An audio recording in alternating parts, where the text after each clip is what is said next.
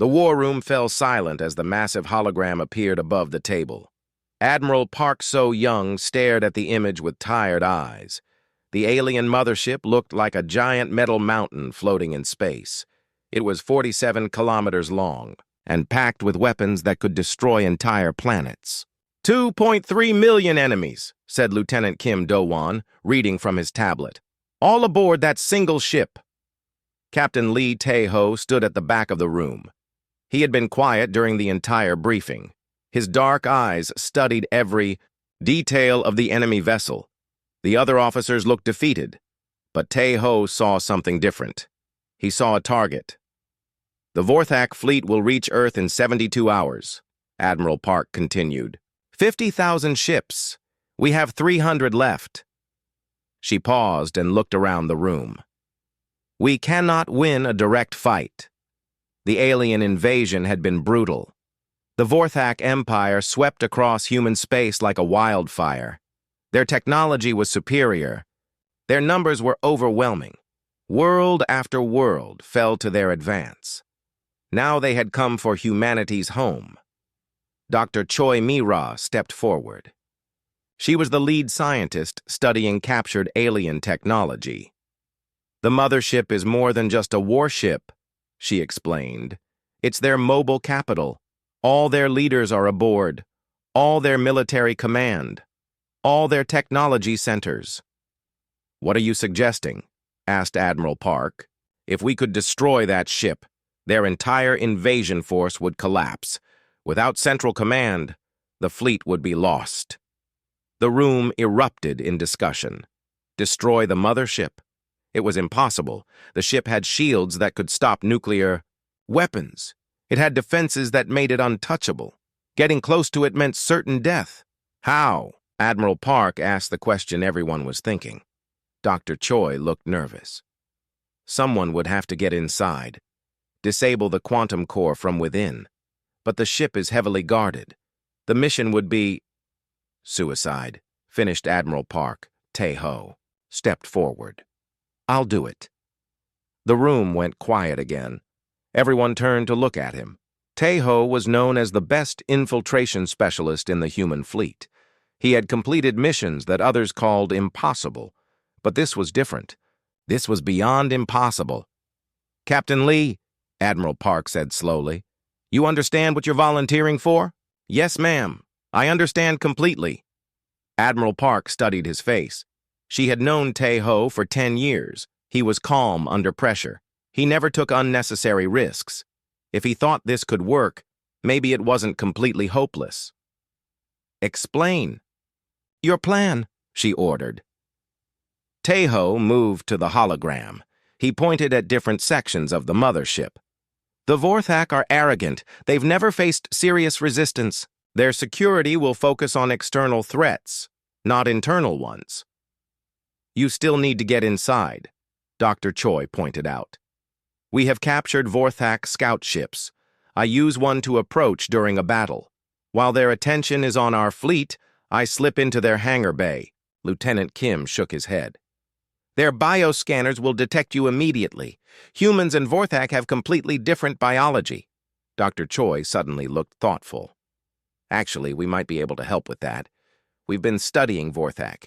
Genetic structure. With the right biomodifications, you could make me look like one of them, Tae-ho asked. Temporarily. The process would be extremely painful and dangerous. There's no guarantee your body wouldn't reject the changes. How long would it last? Maybe 48 hours, possibly less. Tae-ho nodded. That's enough time.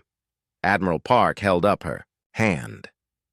Even if you get inside, how do you destroy the quantum core? According to our intelligence, it's in the most protected part of the ship. I study their systems. I learn their procedures. I find a way. Tae-ho's voice was steady. The Vorthak think they're superior to humans in every way. They won't expect guerrilla tactics. They won't expect sabotage from within. The room was quiet for a long moment. Everyone knew the odds. Even if Tae-ho succeeded in getting aboard the mothership, the chances of him completing the mission were almost zero. The chances of him surviving were zero. "There has to be another way," Admiral Park said. "There isn't," Tae-ho replied. "You know it, I know it, everyone in this room knows it." Dr. Choi spoke up. "If we're going to try this, I'll need 12 hours to prepare the bio-modifications, and I'll need to teach Captain Lee everything we know about Vorthak technology and culture." "What about the diversion?" Lieutenant Kim asked. "The captain will need time to get inside and complete his mission." Admiral Park looked grim. "Our remaining ships will engage the Vorthak fleet. We'll make them think we're attempting a direct assault on the mothership. Draw their attention away from internal security." "That's a suicide mission, too," someone pointed out. "Yes," Admiral Park agreed.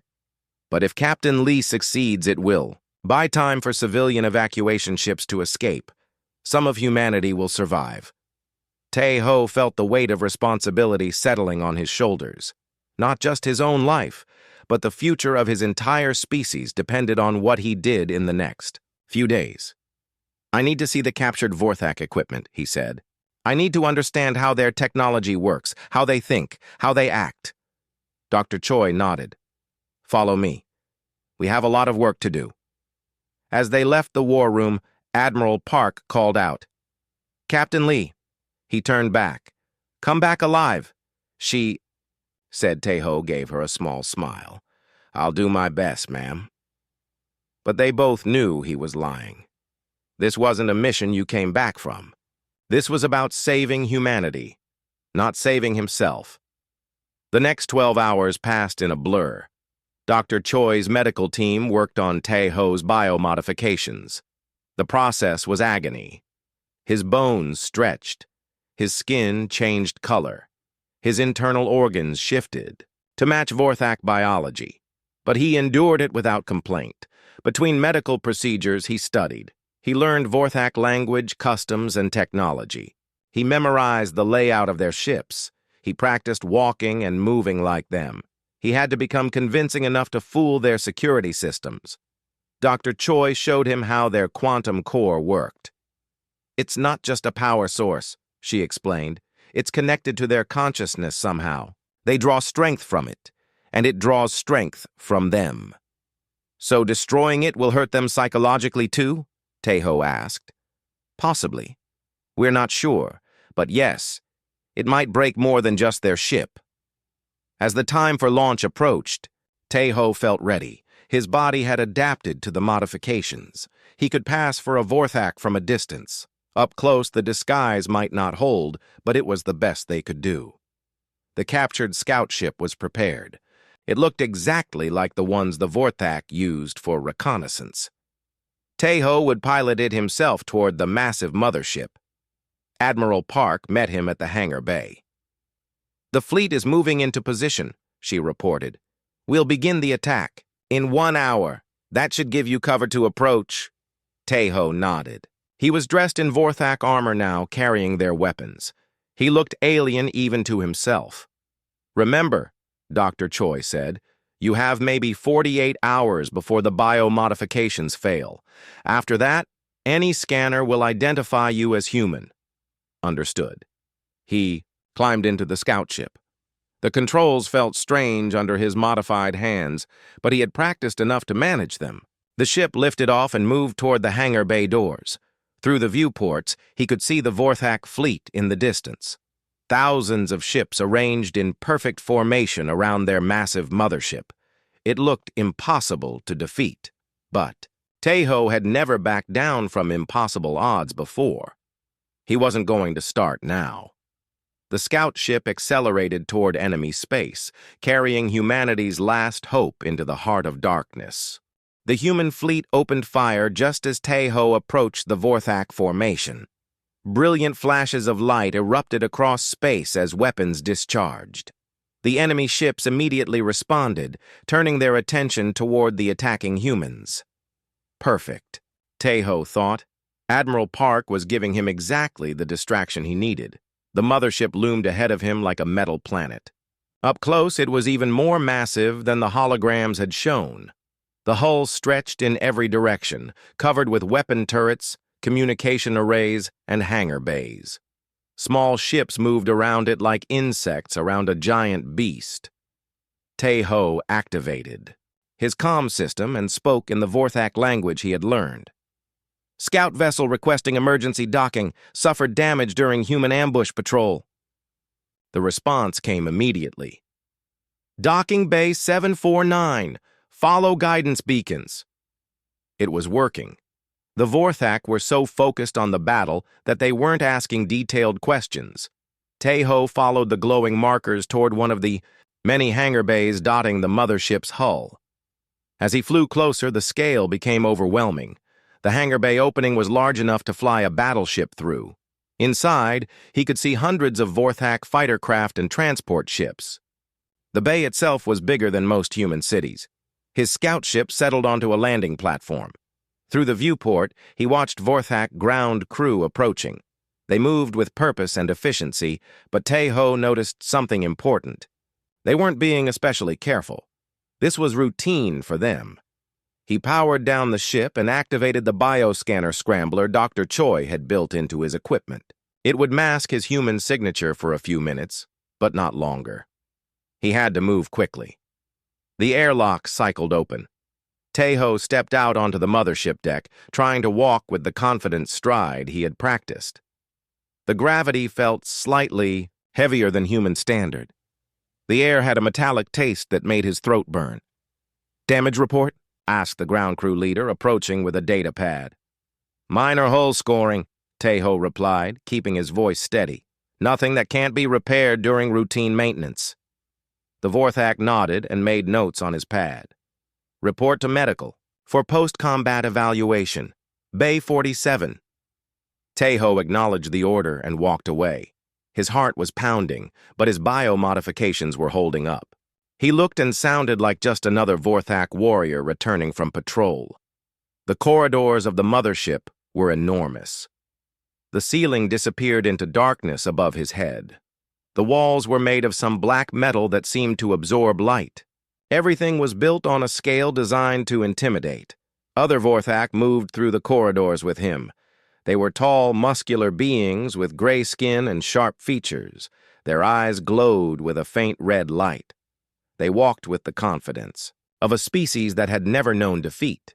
Tae-ho passed information displays showing the current battle. The human fleet was taking heavy losses, just as expected. But they were fighting hard, keeping the Vorthak attention focused outward. Admiral Park was buying him time with the lives of her crews. He found a service corridor and ducked inside.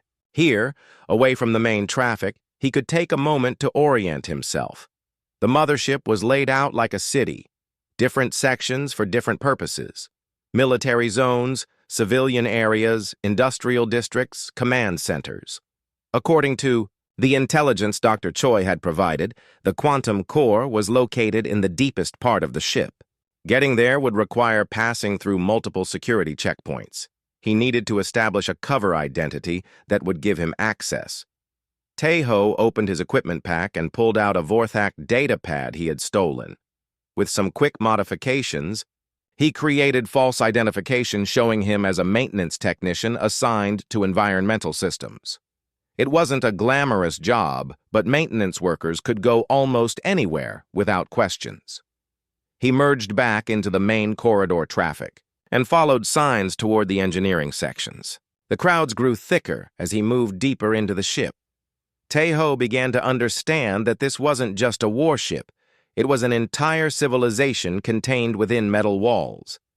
He passed residential areas where Vorthak families lived, market districts where vendors sold food and supplies, training facilities where young warriors practiced combat techniques. The mothership was a mobile world, carrying millions of beings across the galaxy. In the engineering section, Tae-ho reported to the duty supervisor.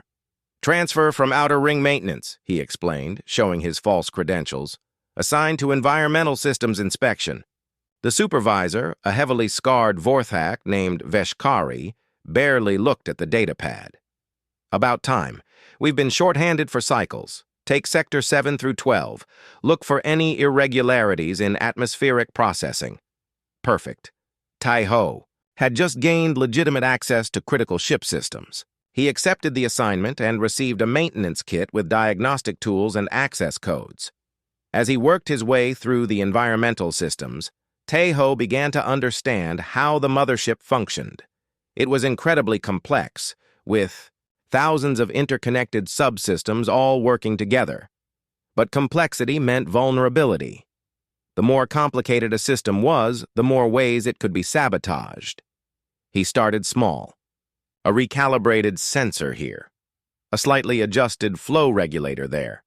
Nothing that would cause immediate problems, but changes that would accumulate over time. The Vorthak were so confident in their technology that they rarely double-checked. Routine maintenance. While he worked, Taeho listened to conversations around him.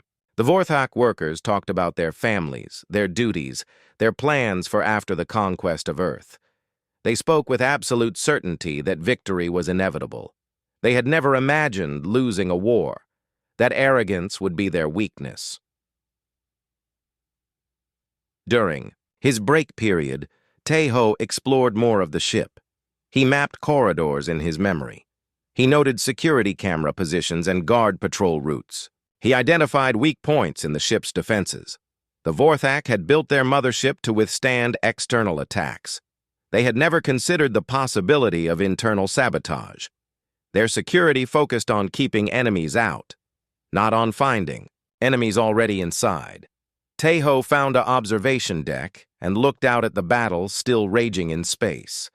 The human fleet had been reduced to less than 100 ships, but they were still fighting. Admiral Park was keeping her promise, giving him the time he needed. He activated a concealed transmitter and sent a brief signal toward the human fleet. Just 3 short pulses that meant insertion successful. Lieutenant Kim would be monitoring for that signal and would relay it to Admiral Park. A Vorthak warrior approached the observation deck. For a moment, Taeho tensed, thinking he had been discovered. But the warrior simply nodded and looked out at the battle. "The humans fight harder than expected," the warrior commented. "Yes," Taeho agreed. "They show more courage than intelligence." The warrior laughed. "True, but courage without wisdom is just elaborate suicide. They will be extinct within days. If only you knew," Taeho thought. But he kept his expression neutral and nodded agreement. The warrior moved on, and Taeho returned to his work. He had successfully infiltrated the enemy mothership. He had established a cover identity. He had begun mapping the ship's systems and vulnerabilities, but this was just the beginning. The real challenge lay ahead. He needed to find a way to reach the quantum core deep in the heart of the ship. He needed to learn how to destroy it without getting caught, and he needed to do it all while his biomodifications slowly broke down, making discovery more likely with each passing hour. Taeho made his way back to the maintenance sections. There was work to do. The Vorthak thought they were invincible, but every system had weak points. Every fortress had cracks. He just had to find them and exploit them before time ran out. The battle outside continued to rage, but inside the mothership, a different kind of war was beginning. A war fought in shadows, with sabotage instead of weapons. A war that the Vorthak didn't even know they were losing. Taeho smiled grimly as he returned to his assigned maintenance duties. The enemy had invited a human into their most secure stronghold. They were about to learn why that was a mistake. 3 days passed before Taeho truly understood what he was dealing with. The mothership wasn't just big. It was an entire world wrapped in metal and floating through space. He had spent those days working his maintenance job, moving through different sections of the massive vessel.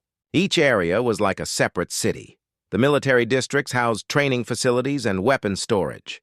The civilian zones contained schools, hospitals, and entertainment centers. The industrial sections hummed with factories producing everything. The Vorthak needed 2.3 million people. He whispered to himself as he stood on an observation platform overlooking one of the residential areas. Below him, Vorthak families went about their daily lives. Children played in parks built inside the ship. Adults worked at various jobs. Elderly Vorthak sat in gathering areas sharing stories. It was almost like looking at a human city, except These people were the enemy. They were part of an empire that had destroyed dozens of worlds and was now coming to destroy Earth. But seeing them like this, living normal lives, made Tae-ho realize something important. The Vorthak weren't monsters. They were people who had built their entire civilization around conquest. They believed they were superior to all other species, and that belief made them dangerous. He continued his maintenance work, learning more about the ship's systems each day. The mothership was powered by a quantum core located in the deepest part of the vessel. But the core wasn't just an engine. According to the technical manuals he had accessed, it was somehow connected to the Vorthak consciousness itself. Dr. Choi had been right. The quantum core drew power from the collective will of the Vorthak people. Their absolute belief in their own superiority fed energy into the core, which in turn powered their entire civilization. Tae-ho was studying this information when his supervisor, Tech Overseer Veshikari, approached his workstation. "You've been asking many questions about the quantum core," she observed, her red eyes fixed on him intently. Tae-ho kept his expression calm. "I want to understand how all the systems connect. Better understanding makes for better maintenance." Veshikari nodded approvingly. "Good thinking. Too many technicians only learn their small part of the whole. Come with me. I'll show you something interesting." She led him through security doors into restricted areas of the engineering section. Here, the walls hummed with power conduits leading toward the ship's center. The air itself seemed to vibrate with energy. "The quantum core is not just technology," Veshikari explained as they walked. "It is the heart of our empire. It responds to our will, our strength, our absolute certainty that we are destined to rule the galaxy." They entered a monitoring station overlooking a massive shaft that led down toward the ship's core. Through the transparent walls, Tae-ho could see energy flowing like liquid light along the conduits. "Beautiful, isn't it?" Veshikari said. "The humans and their pathetic resistance cannot understand this. They fight with desperation and fear. We fight with absolute confidence. That is why we always win." Tae-ho nodded, but inside he was thinking. The quantum core fed on Vorthak's certainty. What would happen if that certainty was shaken? What if doubt crept into their minds? Over the following days, he began small experiments. While performing his maintenance duties, he introduced tiny flaws into non-critical systems. A communication relay that would develop static after a few hours. A gravity generator that would fluctuate slightly in empty corridors. Environmental controls that would make rooms a few degrees too warm or too cold. The problems were minor, barely noticeable.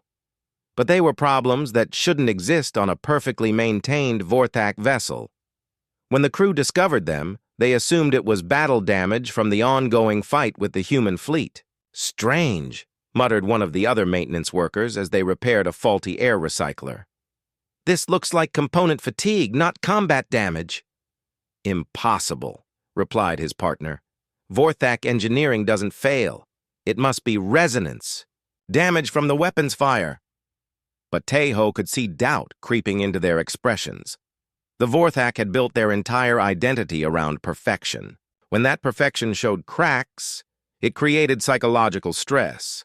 He began to understand the Vorthak mind better. They were organized in strict hierarchies based on strength and success. Failure was not tolerated. Weakness was eliminated. This made them powerful, but it also made them brittle. During his off-duty hours, Tae-ho explored the ship's vast network of maintenance tunnels and service corridors. The passages were like veins running through the mothership's body, giving him access to almost every area. He discovered that the ship's security was focused entirely on external threats. There were weapon systems to fight other ships. There were shields to deflect energy beams. There were sensors to detect approaching enemies. But there was almost no internal security. The Vorthak couldn't imagine an enemy already being inside their most protected stronghold. They had never faced guerrilla warfare or sabotage from within. That blindness was going to cost them everything. Taeho found the ship's main computer network and began studying its structure. The Vorthak used advanced quantum computing, but their programming was rigid and predictable. They had optimized their systems for efficiency, not security. With careful work, he began introducing subtle viruses into the network.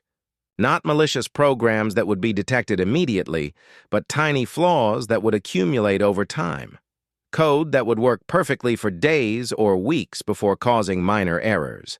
He made sure the problems would look like random glitches, rather than deliberate sabotage. The Vorthak would waste time investigating phantom hardware failures while their ship slowly degraded from within. During this time, the battle outside continued. The human fleet had been reduced to fewer than 50 ships, but they kept fighting. Admiral Park was sacrificing everything to give Taeho the time he needed. He managed to tap into the ship's communication system and intercept some of the tactical reports. The Vorthak commanders were becoming frustrated with the humans' refusal to surrender. They had expected a quick victory, but the battle was dragging on longer than anticipated. "The humans fight like cornered animals," he heard War Prime Kethvar complain during a command meeting. "They have no strategy, no discipline, just desperate rage." If only they knew, Taeho thought. The human fleet wasn't fighting randomly. Every attack was calculated to keep the Vorthak attention focused outward while he worked inside their ship. But time was running out. His bio-modifications were starting to fail. Dr. Choi had warned him they would last maybe 48 hours. It had been 5 days now, and he could feel his body beginning to reject the alien changes. His skin was starting to return to its normal color. His bone structure was shifting back. Soon, any detailed scanner would identify him as human. He needed to accelerate his plans. Taeho began working longer shifts, volunteering for maintenance duties in more critical areas of the ship. He told Veshkari that he wanted to learn about the most important systems. Ambitious, she approved. Good. Ambitious workers advance quickly in the Vorthak Empire. She gave him access to the ship's power distribution network. This was a crucial system that fed energy from the quantum core to every part of the massive vessel. It was also a perfect target for sabotage. Working carefully over several shifts, Taeho introduced instabilities into the power grid. Nothing dramatic enough to cause immediate failures, but subtle flaws that would create cascade effects under stress. When the ship faced any kind of emergency, these hidden weaknesses would multiply the damage exponentially. He also planted small, explosive charges in key locations, not enough to destroy the ship, but positioned to cause maximum disruption to critical systems. The charges were built from components scavenged from his maintenance equipment so they wouldn't show up on security scans. As he worked, Taeho thought about the millions of Vorthak living normal lives throughout the ship, families with children, workers trying to do their jobs well, elderly beings sharing wisdom with the young. In another time, under different circumstances, humans and Vorthak might have been friends, but the Vorthak Empire had chosen conquest over cooperation. They had decided that only one species could survive. That choice had consequences. Taeho finished placing his charges and returned to his assigned duties. His bio-modifications were failing faster now. He estimated he had maybe 12 hours before his disguise would no longer hold up to close inspection. It was time to move to the final phase of his mission. He had learned the ship's weaknesses. He had planted the seeds of its destruction. Now he needed to reach the quantum core and finish what he had started. The mothership had become a tomb. The Vorthak just didn't know it yet. The first major system failure happened during the night shift. Taeho was working in a power distribution station when alarms began sounding throughout the section. Emergency lights bathed everything in red as technicians rushed to their stations. "What's the problem?" shouted Tech Overseer Veshkari as she arrived at the control center. "Cascade failure in Grid 7, reported one of the operators. "We're showing power fluctuations across 12 sectors." Taeho watched from his workstation as the Vorthak engineers tried to trace the problem. They found the immediate cause easily enough: a blown power coupling in one of the main conduits, but they couldn't understand why it had failed.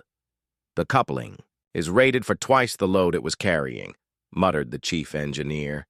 "It should have lasted for decades." "Battle damage?" suggested another technician. "Impossible. This section hasn't taken any hits."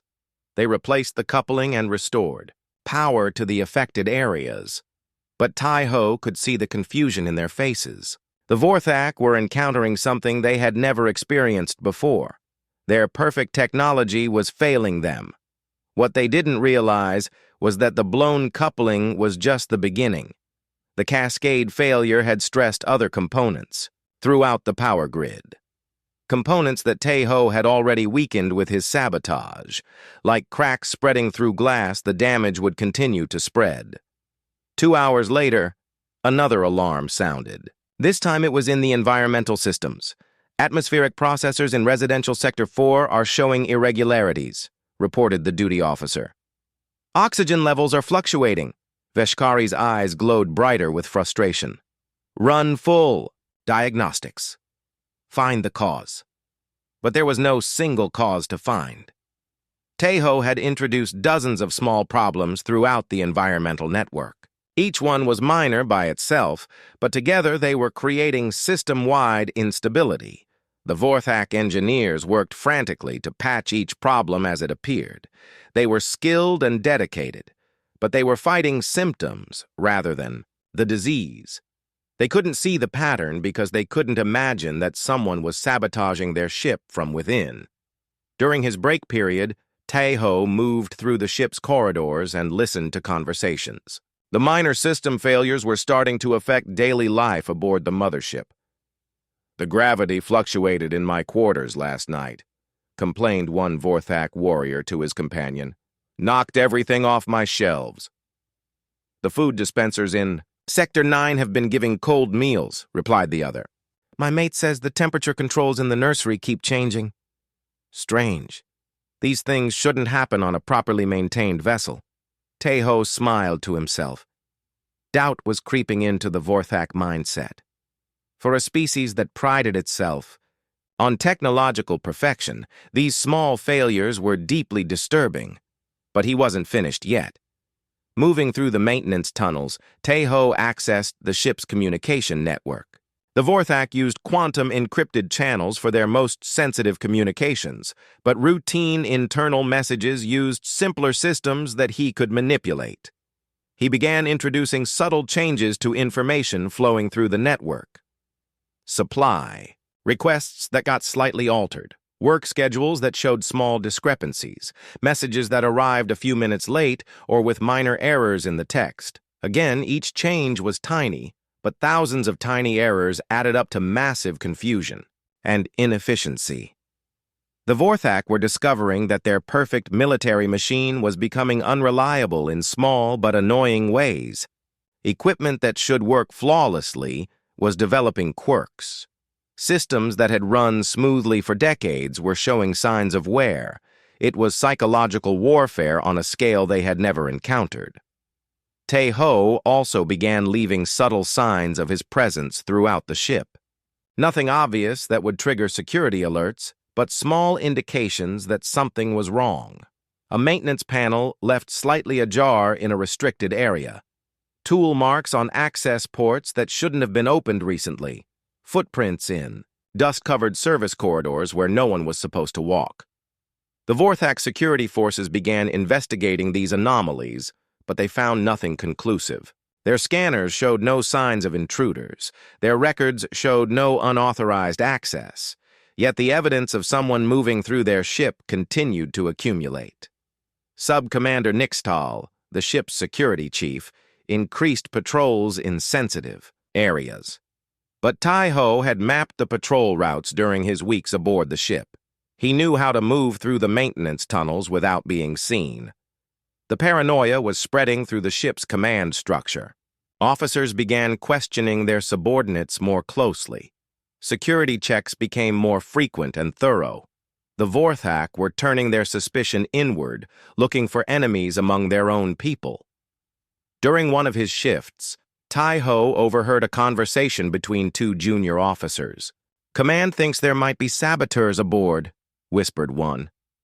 "Impossible," replied the other. "No enemy could infiltrate this ship." "Then how do you explain all the system failures? The strange problems we've been having?" "Battle stress. The long campaign. Equipment fatigue." But the doubt was there in their voices. The absolute certainty that had defined Vorthak culture for millennia was beginning to crack. Tai-Ho decided it was time to escalate his psychological warfare.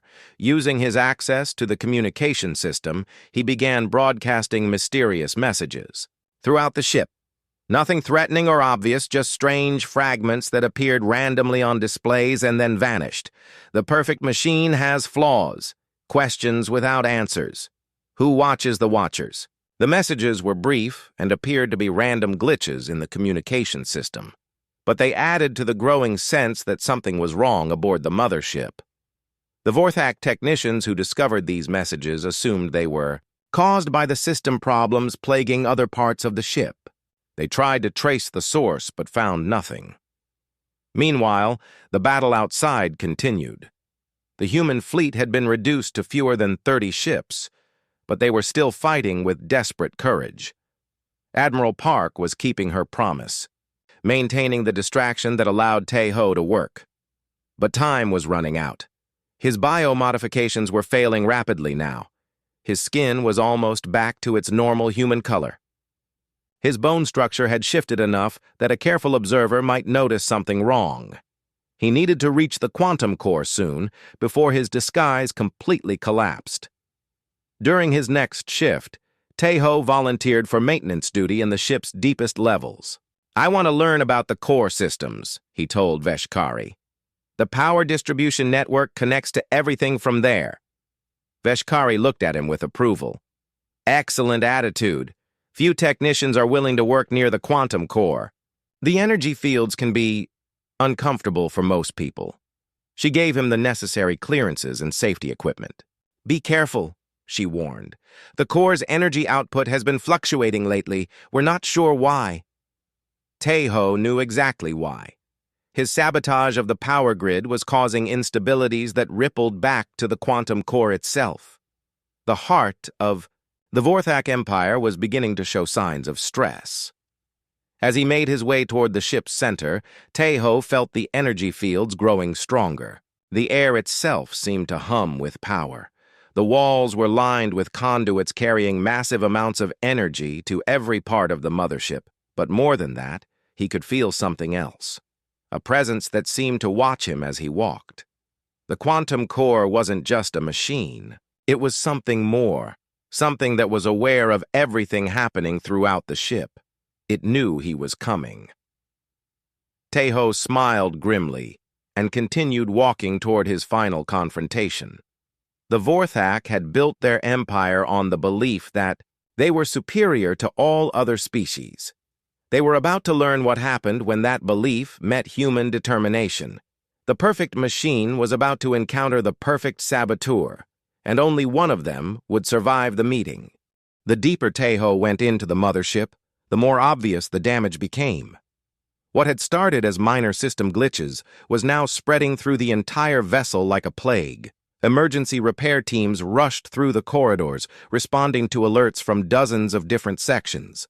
The ship's automated repair systems were overwhelmed by the cascade of failures. Equipment that had worked perfectly for decades was breaking down in mysterious ways. "I don't understand it," Tai-Ho heard one engineer complain to another. "The quantum resonance chambers are showing harmonic distortions. That should be impossible." "Everything seems impossible lately," replied his colleague. "The navigation system lost alignment 3 times yesterday. The weapon-targeting computers keep calculating wrong trajectories. It's like the ship is fighting against itself." They were more right than they knew. Tai-Ho had spent weeks learning every system aboard the mothership. Now he was using that knowledge to turn the ship's complexity against itself. Every Vorthak system was designed to work in perfect harmony with every other system. That integration made the ship incredibly powerful, but it also created vulnerability. When one system failed, it could trigger failures throughout the network. Taeho had carefully targeted the most critical connection points, like pulling specific threads from a woven fabric. He was unraveling the technological masterpiece that was the Vorthak mothership. But his sabotage was having effects beyond just mechanical failures. The Vorthak themselves were beginning to crack under the psychological pressure. In the residential sectors, families were reporting strange problems. Children complained of nightmares. Adults found themselves unable to sleep as the ship's environment became unreliable. The steady hum of perfectly functioning machinery was being replaced by irregular sounds and vibrations. "Something is wrong," Taeho overheard a Vorthak mother telling her mate. "The ship doesn't feel right anymore. The walls seem to whisper at night." The Vorthak had lived their entire lives surrounded by perfect technology. They had never experienced the uncertainty and doubt that came with unreliable systems. The psychological impact was devastating. Their culture was built on absolute confidence in their superiority. But how could they feel superior when their own ship was failing around them? The ship's command structure was also feeling the strain. War Prime Kethvar had called multiple emergency meetings to address the mounting problems. Sub-Commander Nixtal's security teams were investigating every system failure, looking for signs of sabotage. But they were looking for external enemies. The idea that someone could infiltrate their most secure vessel was literally unthinkable to them. Taeho used their blindness against them. Moving through the maintenance tunnels, he planted evidence suggesting that the problems were caused by design flaws rather than sabotage. False maintenance records, forged technical reports, data that suggested the ship's systems had been operating beyond safe parameters for too long. The Vorthak engineers began questioning their own technology. If their perfect systems could fail so dramatically, what did that say about their engineering prowess? What did it say about their superiority over other species? Doubt spread like poison through the ship's technical staff. They began second-guessing their own work. They started seeing problems where none existed. The psychological warfare was becoming a feedback loop, with the Vorthak contributing to their own breakdown. During this time, Taeho's biomodifications continued to deteriorate. His disguise was holding up, but barely. He had to be more careful about avoiding close contact with other Vorthak. A detailed scan would now reveal his true nature, but he was also getting closer to his ultimate target. The quantum core lay just a few levels below his current position. The energy fields were so strong here that most Vorthak avoided the area unless absolutely necessary. That gave Taeho freedom to work without being observed. He began planting more significant charges in this deep level of the ship. Not just the small devices he had been using for sabotage, but serious explosives capable of breaching the quantum core's containment systems. The core itself was protected by multiple layers of shielding and security. But Taeho had learned that the most effective way to attack a fortress was not to assault the walls directly, but to undermine the foundation. He placed his charges in the support structures surrounding the core chamber. When detonated, they would cause a cascade collapse that would breach the containment systems from below. But the explosives were just one part of his plan. The quantum core was more than just a power source. According to the technical manuals he had studied, it was connected to the collective consciousness of the Vorthak people. The core drew power from their absolute belief in their own superiority. But what would happen if that belief was shattered? Taeho had been working for weeks to undermine Vorthak confidence. The system failures, the psychological warfare, the growing doubt about their technology, all of it was designed to weaken their mental connection to the quantum core. Now it was time to deliver the final blow to their certainty. Using his access to the ship's communication system, Taeho prepared a message that would be broadcast throughout the entire mothership. Not just to the military personnel, but to every Vorthak aboard the vessel. The message was simple, but devastating. You have been infiltrated. A human enemy walks among you. Your perfect security has failed. Your superior technology has been turned against you. You are not invincible." But he couldn't broadcast the message yet.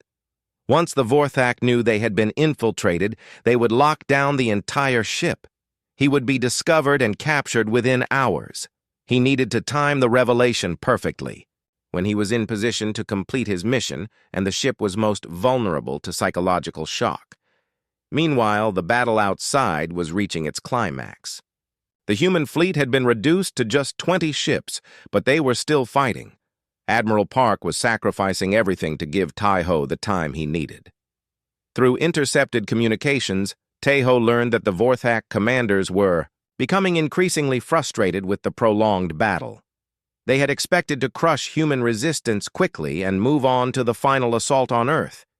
Instead, they found themselves locked in a grinding battle of attrition that was lasting far longer than any previous conquest. The delay was making them question their tactics and their intelligence about human capabilities. War Prime Kethvar was under pressure from the Vorthak High Command to end the battle quickly. The longer the conquest took, the more it damaged the Empire's reputation for invincibility.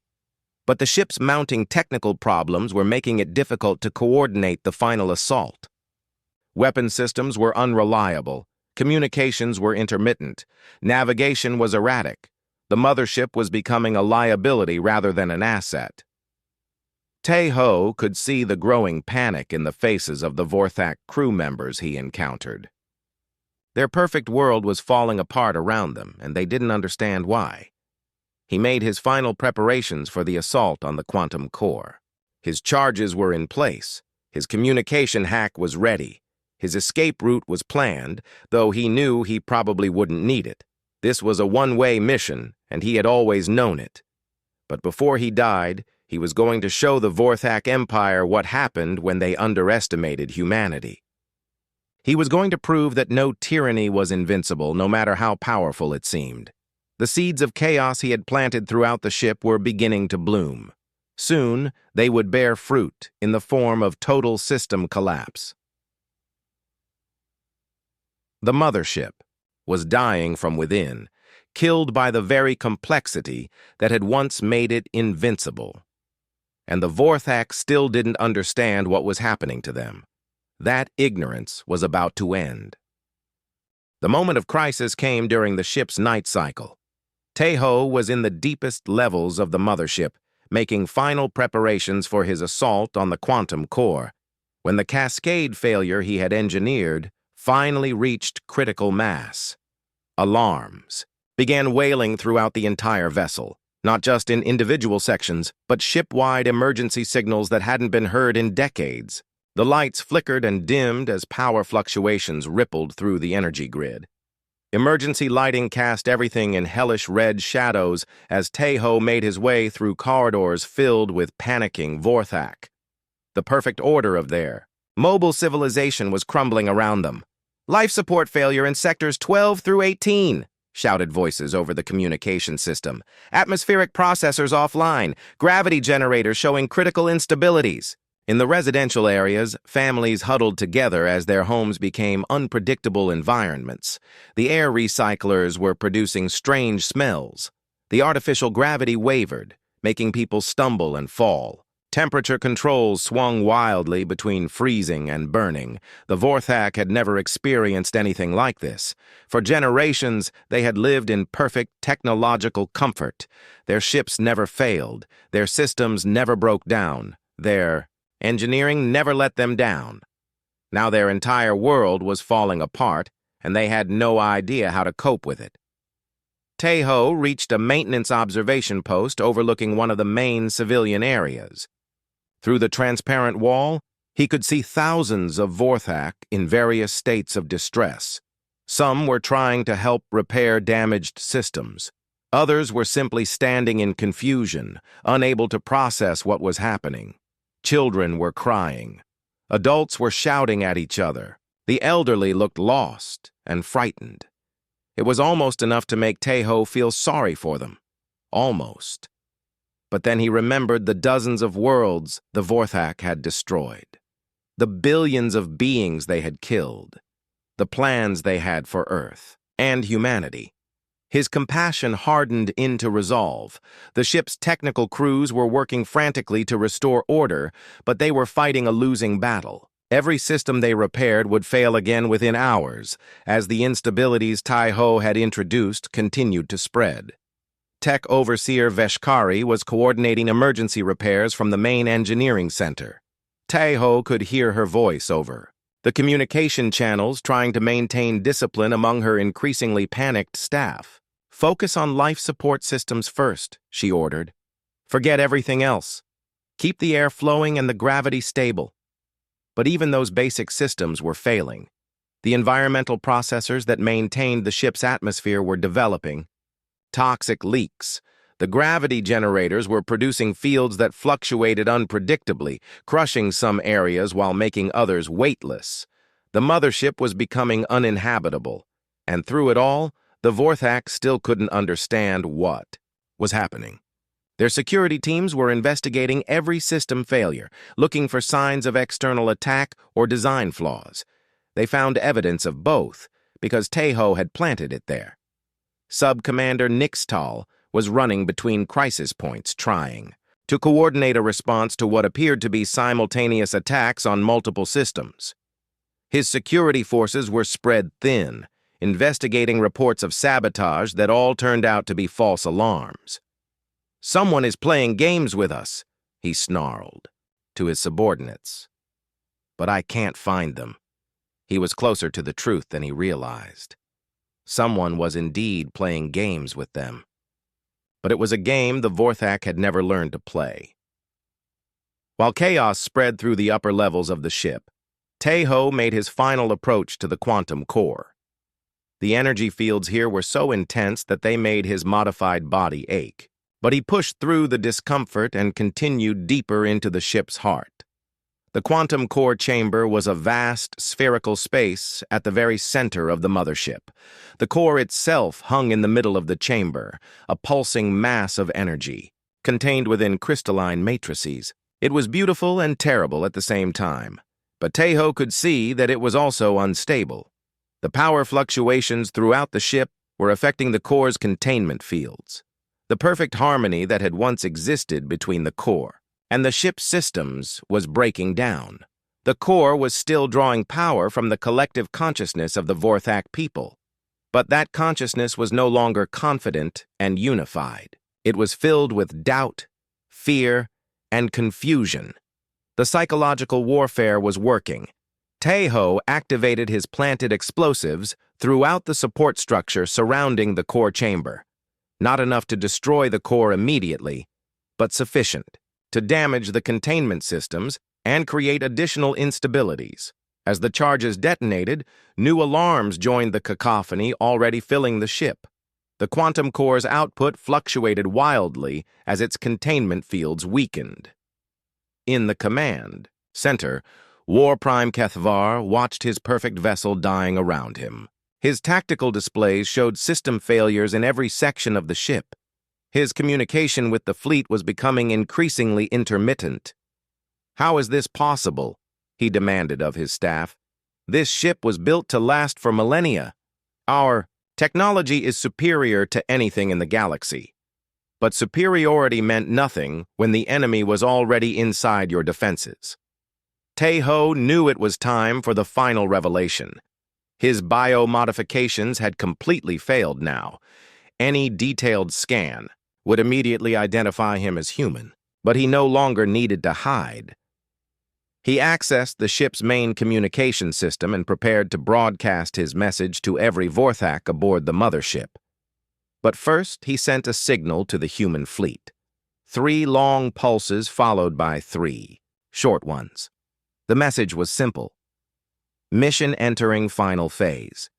Lieutenant Kim Do-won would relay that signal to Admiral Park. She would know that Tai-Ho was about to make his final move. Then he activated the ship-wide communication system and began his broadcast. "Attention, people of the Vorthak Empire," he said, speaking in perfect Vorthak language. My name is Captain Lee Taeho of the Human Colonial Defense Force. For the past 3 weeks, I have been living among you, working in your maintenance, crews, learning your systems, and slowly destroying your ship from within. The effect was immediate and devastating. Throughout the mothership, millions of Vorthak stopped what they were doing and stared at communication displays in shock. A human, aboard their most secure vessel. For 3 weeks. Your perfect security failed, Taeho continued. Your superior technology has been turned against you. Your invincible mothership is dying, killed by the hands of a single human being. The psychological impact was catastrophic. The absolute certainty that had sustained Vorthak culture for millennia shattered in an instant.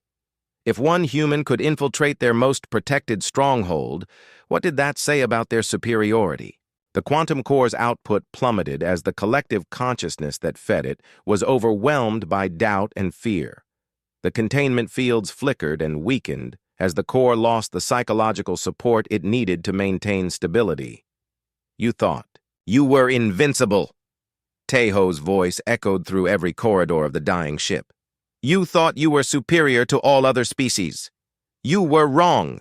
War Prime Kethvar was screaming orders at his security teams, demanding they find and kill the human infiltrator. But his commands were lost in the chaos as systems throughout the ship continued to fail. The mothership was no longer a symbol of Vorthak might. It had become a tomb, and everyone aboard it was beginning to realize that they were already dead. Taeho smiled grimly as he ended his broadcast and made his way toward the quantum core's final containment barrier. It was time to finish what he had started. The hunt for Taeho began immediately after his broadcast ended. Throughout the mothership, security teams mobilized with desperate fury. Sub-Commander Nixtal coordinated the search from the ship's security center, his red eyes blazing with rage and humiliation. Seal every corridor, he commanded. Check every compartment. Scan every being aboard this vessel. The human dies today. But Taeho was already deep in the ship's maintenance tunnels, moving through passages that most Vorthak didn't even know existed. His weeks of careful exploration had given him knowledge of the ship that its own security forces lacked. More importantly, the ship itself was working against the search efforts. The system failures he had engineered were interfering with internal sensors. Communication between security teams was sporadic. Even the artificial gravity was fluctuating, making rapid movement difficult. The mothership had become a maze of malfunctioning technology, and Taeho was the only one who understood how to navigate it. As he made his way toward the quantum core, he could hear the chaos spreading through the ship's communication channels. His revelation had done more than just shock the Vorthak. It had shattered their fundamental beliefs about themselves. How could this happen? Voices cried over the emergency frequencies. How could one inferior human defeat our security? Are we truly superior if this is possible? What else have we been wrong about? The doubt was spreading like a virus through the Vorthak consciousness. For the first time in their history, they were questioning their own supremacy. The psychological foundation of their entire civilization was cracking, and with each moment of doubt, the quantum core grew weaker. Taeho reached the final security checkpoint before the core chamber. The blast doors were sealed, protected by both technological and biological locks. But the system failures throughout the ship had weakened even these ultimate defenses. Using explosives he had prepared from maintenance equipment, he breached the outer barrier. Alarms screamed as he forced his way through the damaged doorway and into the quantum core's antechamber. The energy here was overwhelming. The air itself crackled with power as the core struggled to maintain stability. But Taeho could see that it was failing. The crystalline matrices that contained the quantum energy were developing stress fractures. Behind him, he could hear security forces approaching. They had tracked his explosive breach and were converging on his position, but they were too late. Taeho activated the final set of charges he had planted in the core's support structure. The explosion sent shockwaves through the chamber, causing more damage to the already weakened containment systems. The quantum core's output fluctuated wildly as its physical housing began to collapse, but more than that, the psychological support that sustained it was crumbling as well. Throughout the mothership, millions of Vorthak were questioning everything they had believed about themselves. Their perfect technology was failing. Their invincible vessel was dying. Their superior species had been infiltrated and sabotaged by a single human. War Prime Kethvar's voice echoed through the ship's communication system, trying to restore order and confidence. "Do not listen to the humans' lies," he commanded. "We are still the superior species. This is just one setback, one failure among millions of victories." But his words fell on deaf ears. The evidence of failure was all around them. The ship was coming apart, and everyone could see it. In the residential sectors, Vorthak families huddled together as their world collapsed around them. The children who had never known fear were now terrified. The adults who had never questioned their supremacy were now lost and confused. "If we are so superior," asked a young Vorthak warrior, "why is our greatest ship being destroyed by one human?" It was a question that no one could answer satisfactorily. The quantum core's containment field flickered and died for several seconds before re-establishing itself. In that brief moment, raw quantum energy escaped into the chamber, creating a pulse that rippled through the entire ship. Tae-ho felt the energy wash over him like fire. His human body wasn't designed to withstand such exposure, but he endured it and pressed forward toward the core itself. Security forces breached the antechamber behind him, their weapons ready. Sub-Commander Nixtal led the assault, his face twisted with rage. "There!" he shouted, pointing at Tae-ho. "Kill the human!" Energy beams lanced through the air, but the quantum field distortions made accurate aiming impossible. The shots went wide, striking the chamber walls and causing more damage to the already failing containment systems. Tae-ho reached the core's inner barrier. Here, the energy was so intense that it would have killed any normal human instantly. But his biomodifications, though failing, still provided some protection against the radiation. He placed his hands on the crystalline matrix and felt the quantum energy flowing through it. But more than that, he felt the consciousness connected to it. The collective will of the Vorthak people. That will was no longer unified and confident. It was fractured by doubt, weakened by fear, corrupted by the realization that they were not invincible after all. "You cannot destroy the core," Nixtal shouted over the energy discharge. "It is connected to our very souls. To destroy it would require destroying our entire species." Tae-ho turned to face him, and for the first time, let his human appearance show fully. The biomodifications had completely failed now, revealing him as he truly was. "I'm not going to destroy your species," he said calmly. "I'm going to do something worse. I'm going to prove that you're not superior to anyone."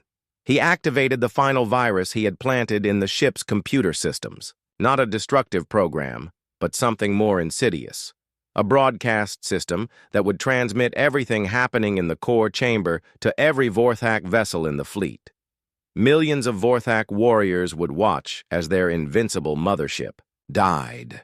They would see their greatest commanders unable to stop a single human infiltrator. They would witness the collapse of their technological superiority. The psychological impact would spread throughout their entire fleet, weakening the quantum cores on every ship. "Watch," Tae-ho said to the security forces surrounding him.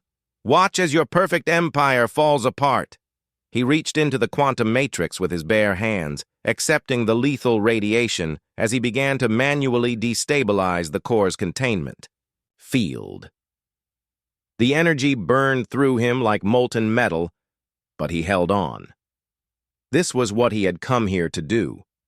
This was how humanity would strike back against an empire that thought it could never be defeated. The quantum core began to collapse in on itself as the containment field failed completely, but rather than exploding outward, it was imploding, drawing energy and matter into its collapsing structure. Throughout the mothership, every system connected to the core began to fail simultaneously. Life support shut down. Artificial gravity vanished. Emergency lighting died. But more than that, the collapse was creating subspace distortions that were affecting every Vorthak ship in the fleet.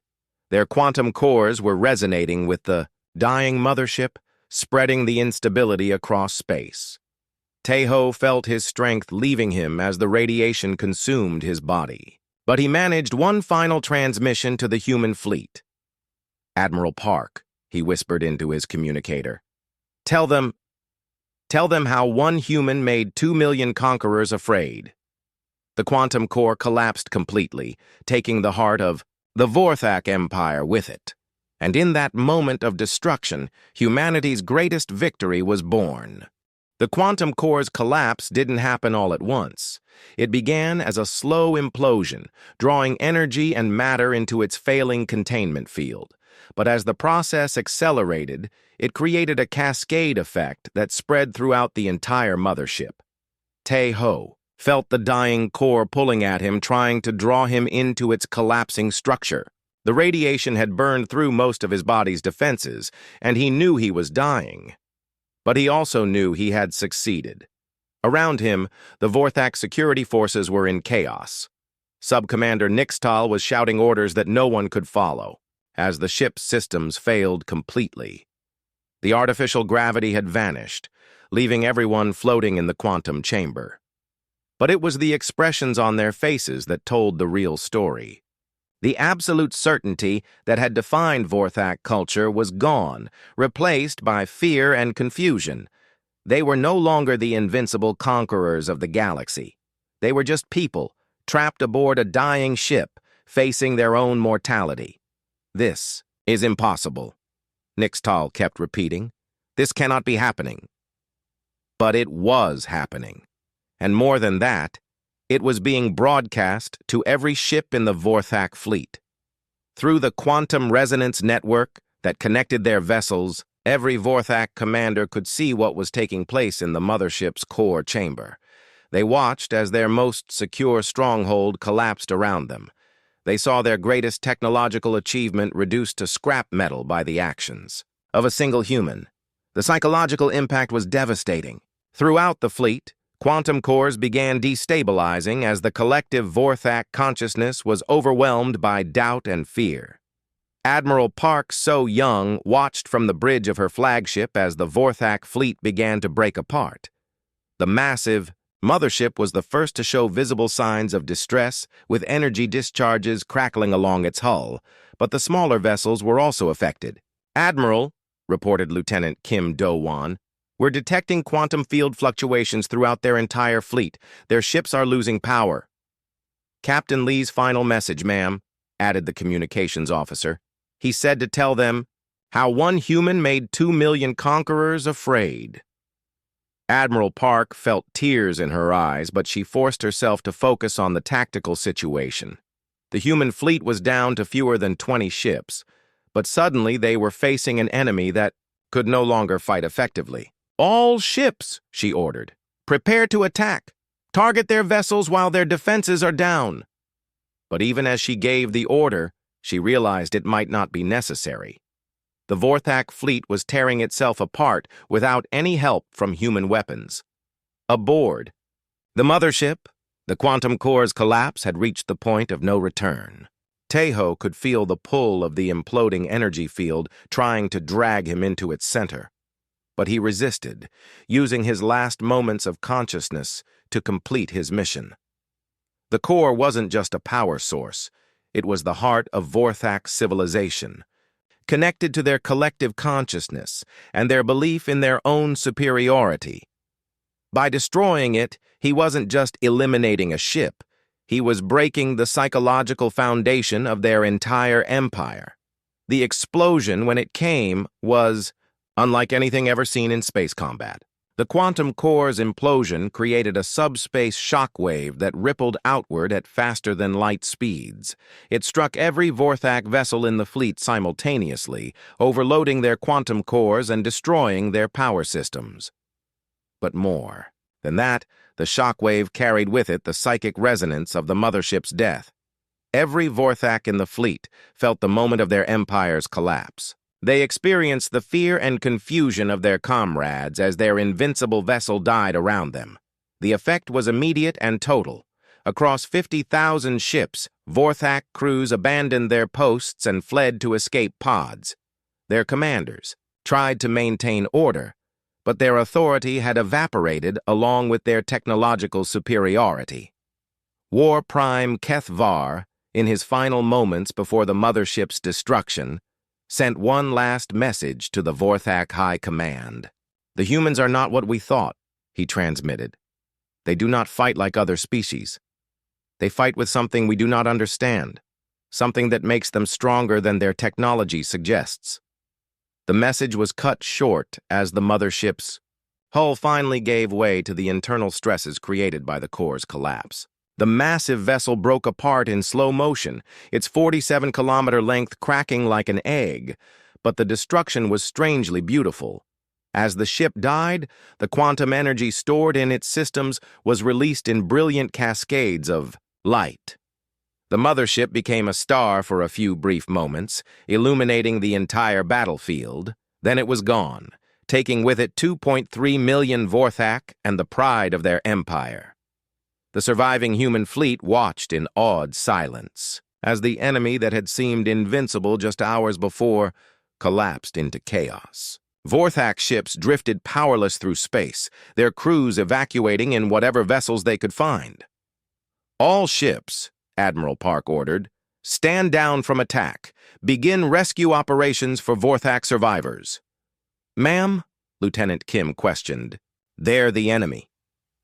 "They were the enemy," Admiral Park corrected. "Now they're just people who need help."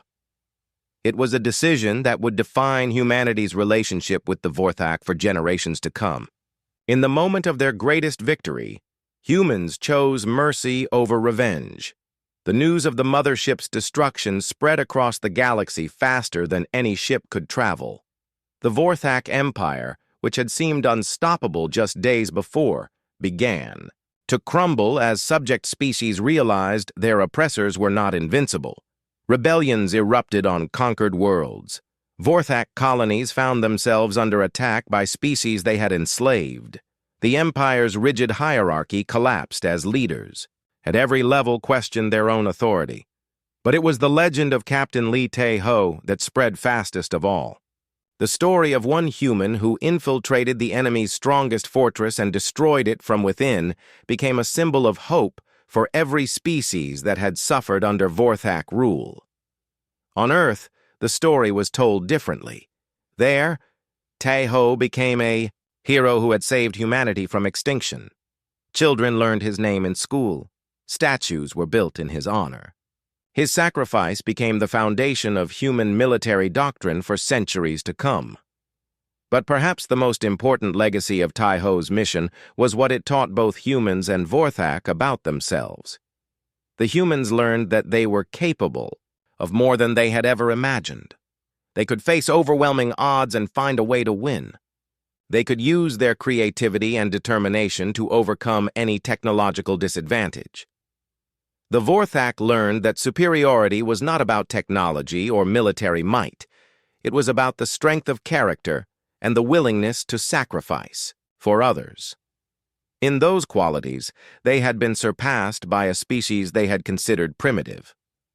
Years later, when historians analyzed the fall of the Vorthak Empire, they would identify the destruction of the mothership as the turning point.